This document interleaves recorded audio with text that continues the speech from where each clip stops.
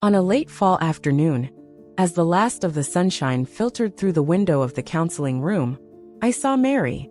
The room was filled with a gentle golden glow of reminiscence. As if even the walls understood to remain silent in the face of whispered facts, the air itself appeared to silence. Mary, petite in stature yet burdened by an unseen force, slipped in silently. She sat across from me with her hands clutched softly together and her eyes averted, perhaps terrified that a single look might break down the barrier she had put up to keep her suffering contained. I gave her a kind smile in an attempt to make her feel comfortable enough to release everything that was weighing on her heart. Mary hesitated for a long moment before looking up. Her eyes were steady but mournful. Her voice was as soft as a breeze as she muttered, "I don't know where to begin." I nodded and reassuringly said, "That's all right. Simply begin where your memory is clearest." Mary took a deep breath, tightened her grip on her hands, and started. "I believed I was the happiest woman alive on the day I married John. I love you was something he said every day without hesitation, and he was always smiling and nice. I firmly believed that we would create a meaningful life together because of that love." I could practically picture a young bride in a white dress as she talked, clinging to the hand of the guy she knew would be by her side all the way to the end. The smile she wore for him was undoubtedly as lovely as the sunlight that day. Mary's eyes brightened as she continued. "Then Adam was born, 2 years later," referring to her son. "He was a mischievous but bright little guy who constantly made me laugh. And Lily entered our lives 2 years later. She enjoys singing, and every morning her voice chirps like a bird."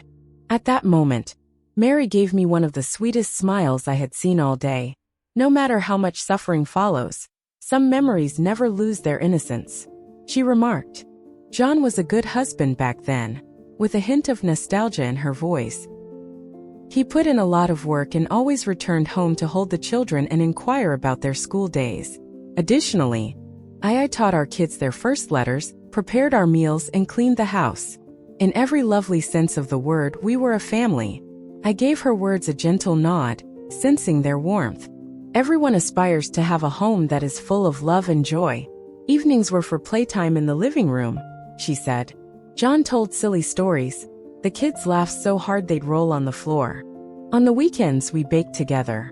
We made brief excursions to the park, where we ate sandwiches and gazed at the clouds. I used to think, if I could freeze those moments, life would need nothing more." Her eyes shimmered with the glow of old joy, but beneath that glow was something quieter, a sorrow waiting to surface.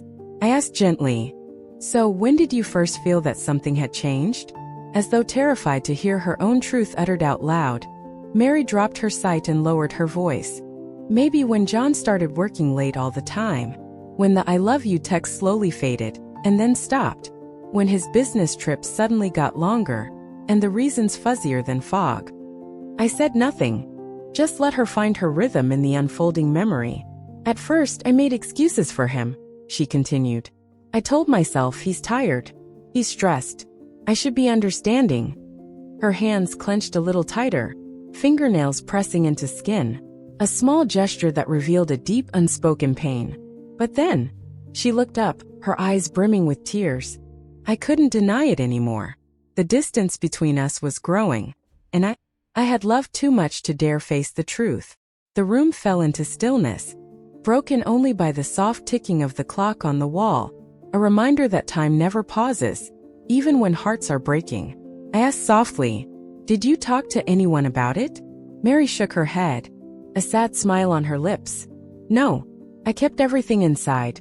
I was afraid that if I said it aloud, it would become real. So I held it in, buried it, let it eat away at me slowly." I sighed gently. How many women had done the same, believing silence could protect a home, not knowing that silence was the very thing undoing them.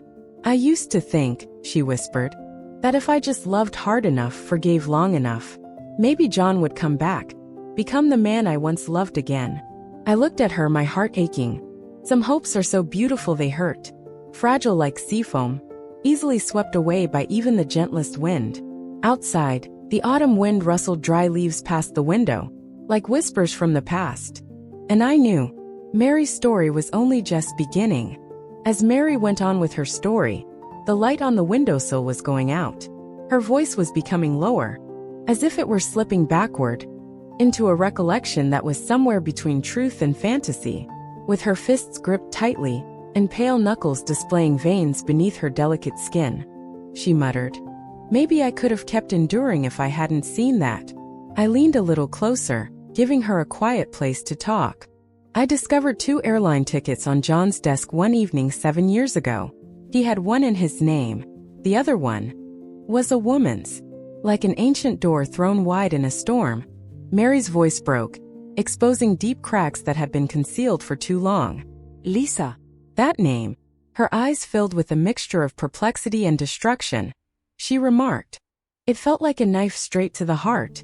I just sat there, alone in the dark living room, holding those tickets like they were evidence of something that had just murdered the last of my hope. The translucent white curtain was stirred by a breeze that crept through the window crack, like shards of memories Mary was clinging to but was no longer able to retain. I went 3 days without eating. I didn't get any sleep. I cried till I had nothing left, just sitting there and looking at the tickets. Gently, I inquired, "When John got home, how did you approach him?" Mary's eyes were stormy and she held her emotions in check as she looked up. I said bluntly, "Who is she?" He answered, "No one," avoiding my gaze. "Don't worry." Her lips formed a little resentful smile. The type that women who have loved too much and forgave before being asked do so. "I chose silence," she said in a raspy voice. Adam was just 3 years old. Daddy was still a new word to Lily. I feared that under my control, our idyllic family would fall apart. Mary had spent years maintaining a world that was already collapsing intact for the children, and I could sense the weight of every breath she took. "There were nights," she remarked quietly, "when I lay next to John, listening to his breathing, and sobbing into my pillow without saying anything. I questioned whether he even recalled the girl he had previously held and made a lifelong commitment to." Mary stopped, her gaze lost in a place far away from the room. "But I told myself to try a bit longer every morning.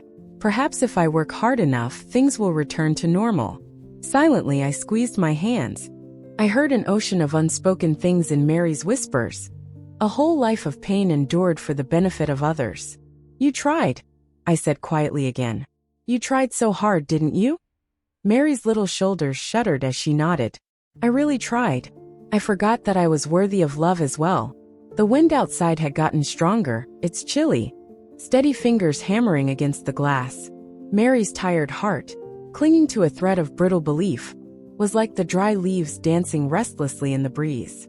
She said, so softly that it was hardly audible, "And then one day, I saw Alex again." I raised a small eyebrow and waited without saying anything. "He was a friend from college," Mary clarified in a nervous, even contrite tone. "We ran into each other by chance, and then with just one look, one question. 'Are you okay?' I broke down. Silently, one tear trickled down Mary's cheek. No one had asked me that in years. She fell silent and began to cry uncontrollably, one tear after another. I softly replied, "Some wounds, Mary, don't need blood to hurt us deeply." She nodded, a sadness too familiar to describe reflected in her eyes. "Alex and I didn't communicate for 3 months. Nothing took place. No assurances. No covert touches. Simply put, I was spotted. They listened to me. They treated me as though I were important." Her speech trailed off, like a silent confession made by someone who was trying to recover what had been lost, rather than out of remorse. He made me feel alive again. The room was painted in a gentle, golden haze as the last of the day's light came in through the foggy windows. Mary sat in that light, weak indeed, but strong in a manner that only the broken can be. I muttered, "No one ought to lead a life solely for survival. Mary, you are deserving of love. You always have." She gave me a distant look, but there was a glimmer of hope and a desire to rise beyond the shadow she had spent so much time in. That's when I realized she was prepared to share the remainder of her incomplete tale. The sky turned a soft gray as a light spring rain pattered against the window pane, the same subdued hue that was now filling Mary's heart. Peaceful, delicate. "I once thought," she said in a tremulous whisper, "that my heart had once gone cold forever." Together, we sat in the counseling room's gentle golden warmth, allowing the melancholy recollections to wash in like tiny waves gently crashing against the coast of memory. 7 years, moaned Mary. 7 years of marriage without tender glances and without laughter. I had completely lost who I was. She met Alex at that point. Mary had taken Lily to the park close to their house one early spring afternoon. The aroma of freshly cut grass and the upbeat sounds of birdsong filled the spring breeze. Mary remembered. Lily loved to run, and her eyes warmed a little, and I just sat there on a bench watching the world pass me by. Then a set of eyes paused on her like a thin, invisible line connecting two far-off planets. She smiled softly and introduced herself as Alex, a longtime college buddy. He wasn't at all like John, warm, kind, and real. For the first time in years, Mary felt seen, truly seen, in those everyday words, even though they began with small talk and straightforward, informal questions. He didn't ask why I seemed sad. She muttered. He simply sat there, patiently listening as I talked about little things. About Lily, about Adam, about the meals I loved to cook, but that no one at home seemed to notice anymore. Mary's eyes glistened with a gentle melancholy as her voice grew softer. Whispering, I laughed, she said. A genuine chuckle. I didn't have to chuckle after all those years. As though attempting to dispel the residual weight of the protracted, frigid winter, the spring wind outside rustled the newly fallen leaves. We sat quietly, allowing the silence to comfort us. In the most natural way, Mary went on. Alex reminded me that I was still a woman worthy of love, worthy of tenderness, not just a shadow living in a cold, empty house. I nodded gently, silently giving thanks to life for sending Mary someone like Alex, even if it was only for a little instant. But then, Mary smiled slightly bitterly. John happened to glance over one evening as Mary was putting her phone away, and noticed the name Alex blazing on the screen. Like a fire kindled by years of unspoken fury, his rage burst forth. He screamed at me, Mary said in a tremulous tone. Why? He questioned. Did you require anything else? What was missing? She laughed sharply and hollowly.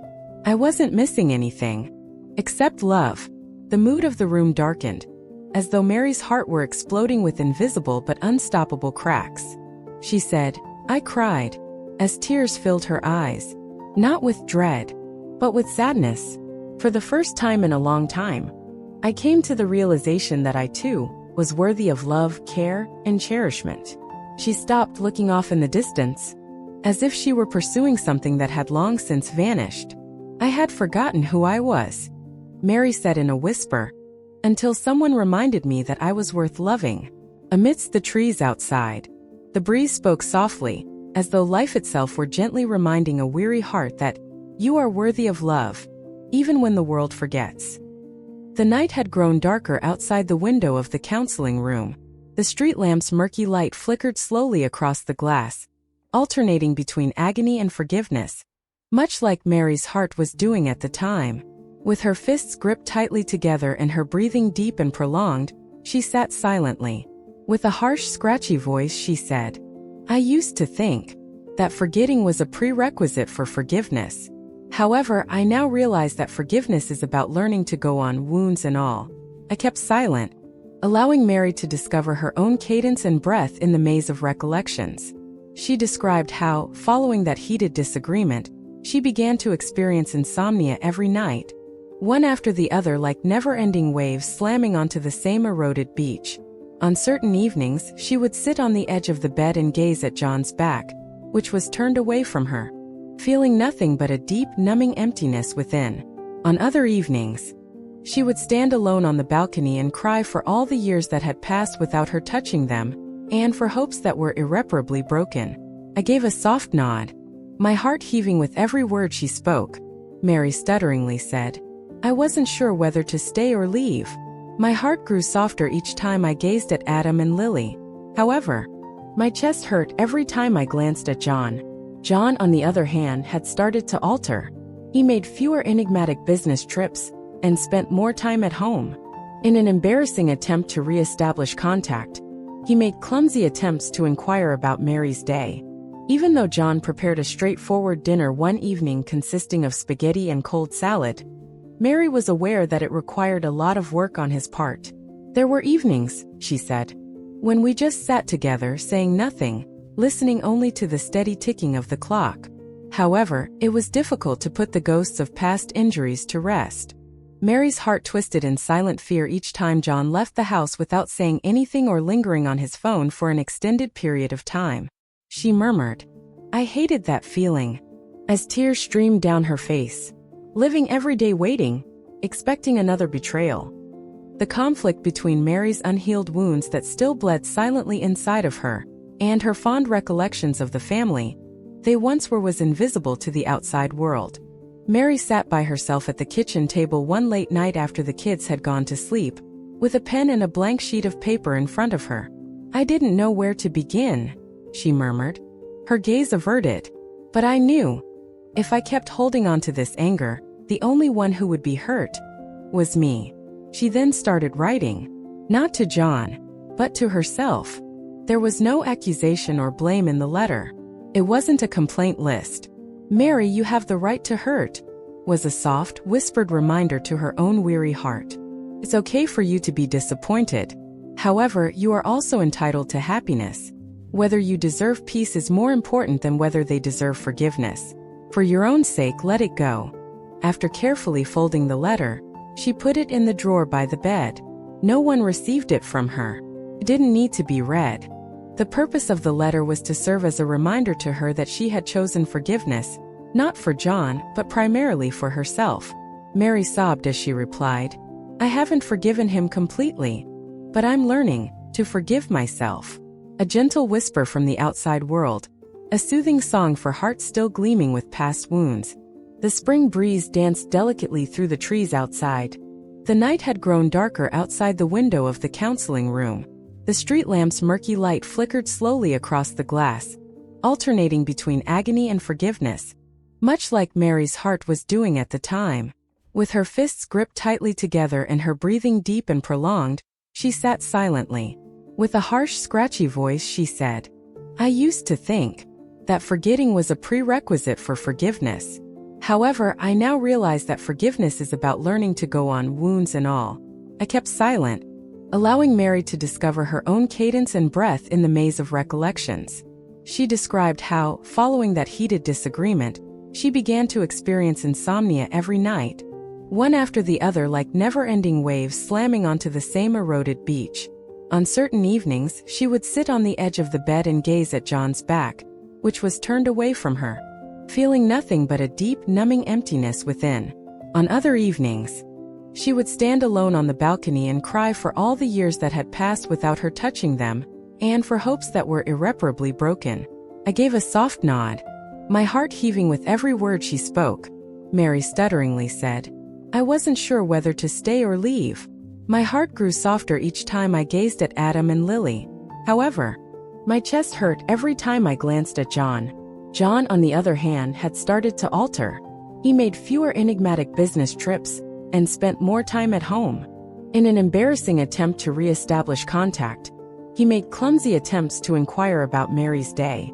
Even though John prepared a straightforward dinner one evening consisting of spaghetti and cold salad, Mary was aware that it required a lot of work on his part. "There were evenings," she said, "when we just sat together saying nothing, listening only to the steady ticking of the clock. However, it was difficult to put the ghosts of past injuries to rest." Mary's heart twisted in silent fear each time John left the house without saying anything or lingering on his phone for an extended period of time. She murmured, "I hated that feeling," as tears streamed down her face. Living every day waiting, expecting another betrayal. The conflict between Mary's unhealed wounds that still bled silently inside of her, and her fond recollections of the family they once were was invisible to the outside world. Mary sat by herself at the kitchen table one late night after the kids had gone to sleep, with a pen and a blank sheet of paper in front of her. "I didn't know where to begin," she murmured, her gaze averted. "But I knew. If I kept holding on to this anger, the only one who would be hurt was me." She then started writing, not to John, but to herself. There was no accusation or blame in the letter. It wasn't a complaint list. "Mary, you have the right to hurt," was a soft, whispered reminder to her own weary heart. It's okay for you to be disappointed. However, you are also entitled to happiness. Whether you deserve peace is more important than whether they deserve forgiveness. For your own sake, let it go. After carefully folding the letter, she put it in the drawer by the bed. No one received it from her. It didn't need to be read. The purpose of the letter was to serve as a reminder to her that she had chosen forgiveness, not for John, but primarily for herself. Mary sobbed as she replied, "I haven't forgiven him completely, but I'm learning to forgive myself." A gentle whisper from the outside world, a soothing song for hearts still gleaming with past wounds. The spring breeze danced delicately through the trees outside. Morning sunshine poured softly through the thin curtains, spilling into the room, and into Mary's heart. A feeling she hadn't touched in a long time. Peace. She stood in the mirror. Black circles still apparent beneath her eyes from countless sleepless nights. Today, however, Mary permitted herself a tiny grin rather than self-blame. Faint, hardly perceptible smile, enough to slightly warm her heart. She remembered something I had said to her in a therapy session. Sometimes rebirth doesn't begin when someone else holds us, but when we dare to hold ourselves. Mary inhaled deeply as the clean air filled her lungs. Today would mark the beginning of a new adventure. She put on her old sneakers, changed into a basic light blue outfit and went outside. The springtime lush greens filled the park close to her house. Older couples walked hand in hand, enjoying slow, deliberate movements, while children shrieked with pleasure. As she moved among them, Mary let the noises of daily life to envelop her, muttering to herself, "I am also a member of this world. Like everyone else. I deserve to be happy." Simply. When Adam and Lily saw their mother baking for the first time in a long time, they burst out laughing at home.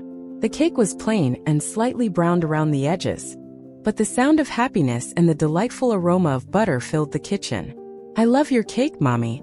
The entire family erupted in laughter as Lily shrieked and dabbed some frosting on her cheek.